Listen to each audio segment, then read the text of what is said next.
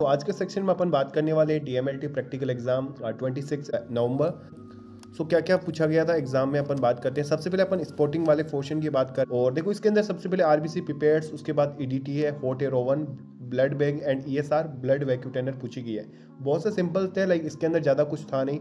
देखो ग्रुप ऊपर नीचे हो सकते हैं, जनरली ये नहीं है कि ग्रुप प्रॉपरली वैसे जैसे क्वेश्चन पूछे गए वही हो, लाइक ऊपर नीचे हो सकता है क्वेश्चन, ठीक है। उसके बाद देखिए माइक्रोस्कोप पूछी गई है ग्रुप बी के अंदर, सिंपल लाइक जिसके ऊपर सिंगल आईपीस होता है। उसके बाद देखिए सेंट्रीफ्यूज पूछा गया है, सोडियम साइट्रेट पूछी गई है, प्लेन वैक्यूटेनर है, यूरिन कंटेनर है, और इसमें ज़्यादा कुछ हार्ड था नहीं। फिर से स्पोर्टिंग वाला पोर्शन ज़्यादा कुछ हार्ड है ही नहीं। एचबी सेलिस मेथड है, हेमेटोसाइटोमेट्री है, हेपरिन है, और आपका जो भी टेस्ट ट्यूब होल्डर पूछा गया है। उसके बाद देखिए पेट्री डिश पूछी गई है, लाइक सिंपल है। उसके बाद देखिए ऑटोक्लेव है और डब्ल्यूबीसी पिपेट्स है। लाइक अपन कुछ तो एक तो इतने पेपर को एनालिसिस कर चुके हैं कि अभी सब कुछ सिंपल लग रहा है अपने को, ठीक है। उसके बाद देखो इंक्यूबेटर पूछा गया है, टॉर्निकेट्स पूछा गया है, लाइक उसके बाद यूरिन स्ट्रिप है, बाइनरी माइक्रोस्कोप है, एंड उसके बाद देखिए स्पुटम कंटेनर पूछा गया है।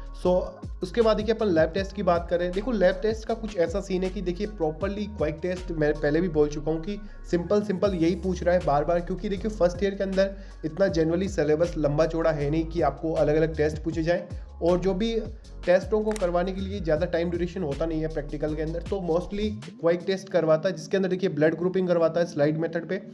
उसके बाद देखिए एचबी एस्टिमेशन करवाता है सैलिस मेथड वाला। उसके बाद पीवीएफ बनाता है, अपने को थिन एंड थिक दोनों टाइप्स की अच्छे से आनी चाहिए। उसके बाद देखो ब्लड ग्रुप, लाइक सॉरी यहाँ पे थोड़ा सा मिस्टेक हुआ है टाइपिंग में, और आज मैंने डिजिटल भी किया आप सबके लिए, तो प्लीज़ एक लाइक तो बनता है इसके लिए भी। और देखिए इस मैं ब्लड ग्रुपिंग यहाँ पे कुछ और क्वेश्चन था, लाइक ईएसआर पूछता है एक, तो आपको वेस्टर्न ग्रीन एंड विंट्रोप दोनों आनी चाहिए।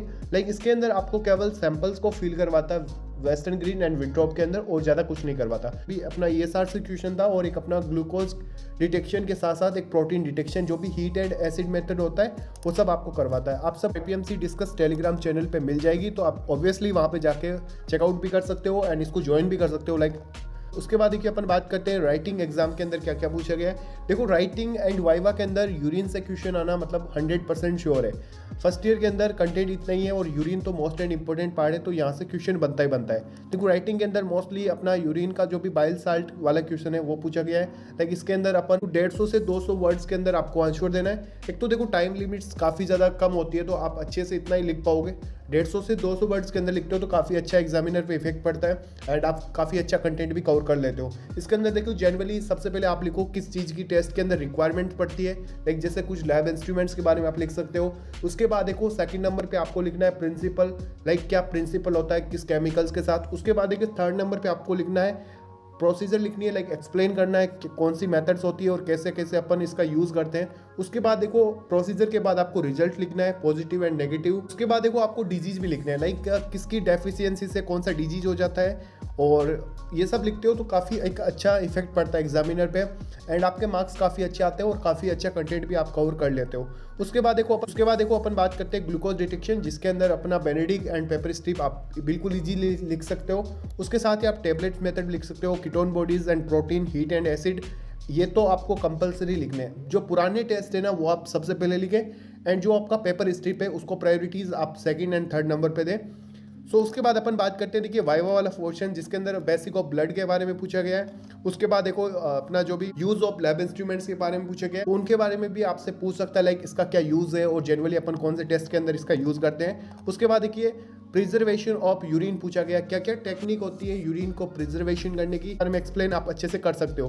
लाइक 3 से 4 एक्सप्लेन करते हो उतने में अगला क्वेश्चन पूछना स्टार्ट कर देता है। देखिए पूछा गया improvements of lab quality, like आप लेबोरेटरी को कैसे मेंटेन करोगे, कैसे क्वालिटी को इंक्रीज करोगे। तो लाइक आप BMW के बारे में एक्सप्लेन कर सकते हो, और क्वालिटी कंट्रोल के बारे में थोड़ा सा एक्सप्लेन करोगे, तो ओवरऑल आप काफ़ी अच्छा मटेरियल कवर कर लेते हो। उसके बाद देखो यूरिन टेस्ट, यूरिन तो 101% आपको अच्छे से आना ही आना चाहिए, कंपलसरी है सब स्टूडेंट्स के लिए। उसके बाद देखो CSF के बारे में पूछा गया है। एक स्टूडेंट ने मेरे को बताया था कि यहाँ पे हमें और भी क्वेश्चन पूछे गए थे, जैसे अपना ESR पूछा गया था और HP के बारे में पूछा गया था। उसके बाद देखो RA टेस्ट पूछा गया, लाइक यहाँ पे पूछा गया था सैंपल्स किस ट्यूब के अंदर लेते हैं। RA का टेस्ट अपन रेड प्लेन वैक्यूटेनर्स के अंदर लेते हैं। उसके बाद देखो LFT के बारे में पूछा गया, लीवर फंक्शन टेस्ट के बारे में बेसिक पूछा गया है, कौन कौन से टेस्ट वगैरह होते हैं इस जांच के अंदर और इस टेस्ट के अंदर। उसके बाद देखिए क्रॉस मैच के बारे में पूछा गया, मतलब ओवरऑल ब्लड बैंक को भी कवर कर रहा है, पैथो को भी कवर कर रहा है, एंड हेमेटो को। एनाटॉमी से क्वेश्चन नहीं आते हैं, मैं बार बार बोल रहा हूँ एनाटॉमी आप नहीं पढ़े बिल्कुल ही, क्योंकि अपना पोर्शन केवल एलटी के अंदर